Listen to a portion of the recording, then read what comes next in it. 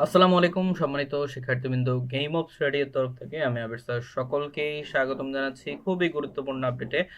তো বলা যাচ্ছে যে ঢাবির কলা আইন ও সামাজিক বিজ্ঞানের ফল প্রকাশের সম্ভাব্য সময় কিন্তু জানা গেল। ওকে, তো আমরা একটু বিস্তারিত জেনে নিই। প্রতিবেদনটা আমি পড়ছি। তো বলা হচ্ছে যে ঢাকা বিশ্ববিদ্যালয়ের 24-25 শিক্ষাবর্ষে কলা আইন ও সামাজিক বিজ্ঞান ইউনিটের আন্ডার গ্রাজুয়েট প্রোগ্রামে ভর্তি পরীক্ষার ফলাফল প্রকাশের সম্ভাব্য সময় জানা গেছে। আর চলতি মাসের কিন্তু শেষ সপ্তাহে এ ফলাফল প্রকাশ হতে পারে। আর বিশ্ববিদ্যালয়ের অনলাইন ভর্তি কমিটির সূত্র এই তথ্য জানিয়েছে। তো আপনারা মোটামুটি সকলেই জানেন বি ইউনিটের পরীক্ষা কিন্তু এবার সবার আগে কিন্তু হয়েছে। তো এখনো কিন্তু বিজ্ঞান বিভাগের পরীক্ষা কিন্তু হয়নি। ঠিক আছে, তো এটা আমি আর্টসের ডিপার্টমেন্টের কথা বলতেছি। ওকে, বি ইউনিটের। তো অনলাইন ভর্তি পরীক্ষা কমিটির আহ্বায়ক অধ্যাপক ডক্টর মোহাম্মদ মুস্তাফিজুর রহমান সোমবার 10ই ফেব্রুয়ারি অর্থাৎ আজকের তারিখের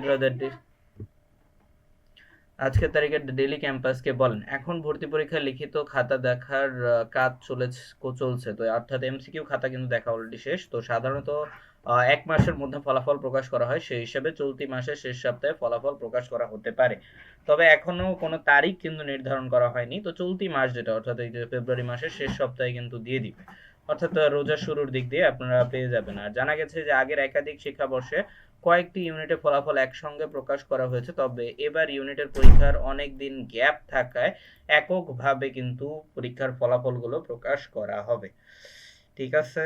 আর এই ইউনিটের মোট আসন অর্থাৎ বি ইউনিটের মোট আসন ছিল 2934টি। ওকে, তো আশা করি বুঝতে পেরেছেন। তো যারা যারা পরীক্ষা দিয়েছেন তাদের জন্য অনেক অনেক শুভকামনা রইলো। আর ইনশাল্লাহ আশা করি আপনাদের সর্বোচ্চ সাফল্য কামনা করছি আমি আবির স্যার। ওকে, তো নিয়মিত আপডেট পেতে অবশ্যই চ্যানেলটিকে সাবস্ক্রাইব করতে ভুলবেন না। ধন্যবাদ সবাই।